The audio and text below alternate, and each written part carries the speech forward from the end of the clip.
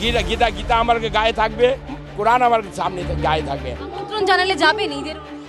অবশ্যই যাব। গীতা পাঠ খুব সুন্দর, খুব ভালো লাগে। আমাকে খুব ভালো লাগলো গীতা পাঠে এসে। হ্যাঁ, গীতা পাঠ করবো, গীতা শুনবো।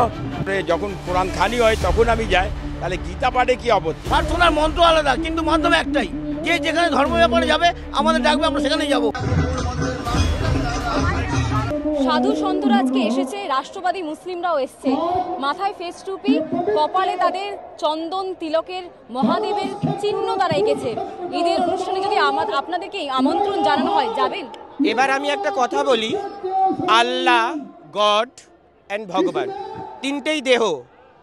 আল্লাহ এখানে হতে হয়, ভগবান একটা জিনিস দিয়েই পাঠান, আল্লাহ হতে হয়।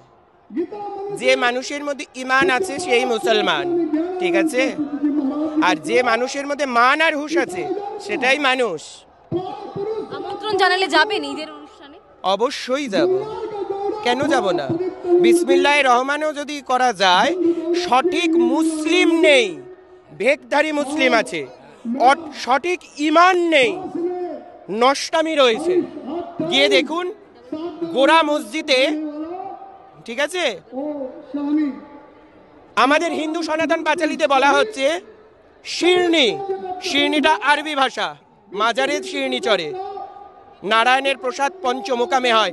শিরনিটা ফকিরের, ফকিরের বেশে দ্বিজেরে দিল দর্শন, ফকির দেখিতে দেখিতে চতুর্ভুজ হন, শঙ্খচক্র গদা পদ্ম শোভিচারী হাত, ফকিরের বেশে তিনি পুনর্প্রকাশিত হন। তাহলে ফকির আর নারায়ণের কোনো অবাধ নেই, তারা সত্যনারায়ণ। শিরনি আরবি ভাষা।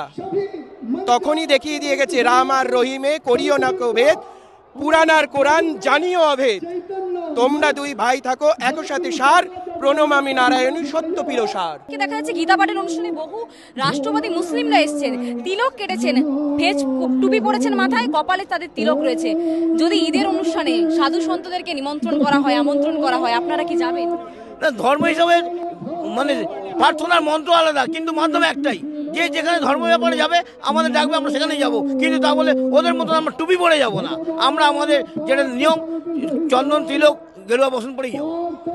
রাষ্ট্রবাদী মুসলিমরা এসেছেন, মাথায় ফেস টুপি, কপালে আপনাদের ধর্মের চন্দন তিলক কাটা। ঈদের অনুষ্ঠানে আমন্ত্রণ জানালে কি যাবেন? যারা ধর্মের নামে দ্বিচারিতা করছে, তুলে ধরুন, যারা ধর্মের নামে দ্বিচারিতা করছে তারা রাষ্ট্রবাদী নয়। সে মুসলিম হোক, খ্রিস্টান হোক, যে হোক, তাদেরকে অচিরে ত্যাগ করতে হবে, তাদেরকে অচিরে এখান থেকে ত্যাগ করতে হবে। এটাই আমাদের রাষ্ট্রের কথা। রাষ্ট্রের খাবে, রাষ্ট্রের করবে, আর নির্দিষ্ট একটা নির্দিষ্ট অন্য দেশের কথা বলবে, অন্য রাষ্ট্রের কথা বলবে, তাদেরকে থাকতে দেওয়া যাবে না। এখানে তাদেরকে কোনো মতে থাকতে দেওয়া যাবে না। করলে তারা উপরের নিচ্ছে, উপরের ফল খাচ্ছে, আর নিচের গাছে ছিগড় কেটে দিচ্ছে। এটা হবে না। রস খাবে ভারতের,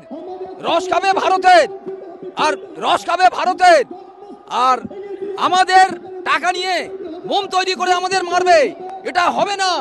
এখানে যারা করছে, এখানে আমাদের রাজ্যের প্রধান যিনি আছেন তিনি এটা করছে, হিন্দুদের দেখছে না। আমার কাছে 1000 প্রমাণ আছে।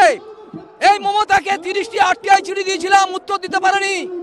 30খানা আরটিআই চিঠি দিয়েছি, উত্তর দিতে পারেনি, একটাও উত্তর দেয়নি। 30টা চিঠির 5000 টাকা ফাইন, 25 বছর 25,000 টাকা ফাইন, 5 বছরের জেল। তাহলে কত টাকা হয় সেটা আগে দিক, তারপরে যেখানে হিন্দু আছে আমাদের এই ভারতবর্ষের মধ্যে, ফলতা থানার রামরামপুরে একটা গ্রাম আছে, 100% তফসিলি মৌজা গ্রাম ক্যান্ডিডেট, সেখানে 35 বছরে একটাও প্রাথমিক স্কুলে দেয়নি, এখনো পর্যন্ত একটাও এই 15 বছর করলো, একটা কিচ্ছু দেয়নি। একেবারেই তাই। আমরা যে সাধু সন্তদের সাথে কথা বললাম তারা বলছেন যদি রাষ্ট্রবাদী মুসলিমরা এখানে আসতে পারেন গীতা পাঠের অনুষ্ঠানে, তাহলে হয়তো ঈদের মসজিদের সেখানে যদি তাদেরকে আমন্ত্রণ জানানো হয়, তারা কিন্তু গেরুয়া বস্ত্র ধরে উপস্থিত হবে। আরো ভালো ভালো খবর দেখতে সাবস্ক্রাইব করুন বাংলা হান্টের ইউটিউব চ্যানেল। বাংলা হান্টের আরো খবর দেখতে নজর রাখুন। বাংলা খবর মানেই বাংলা হান্ট।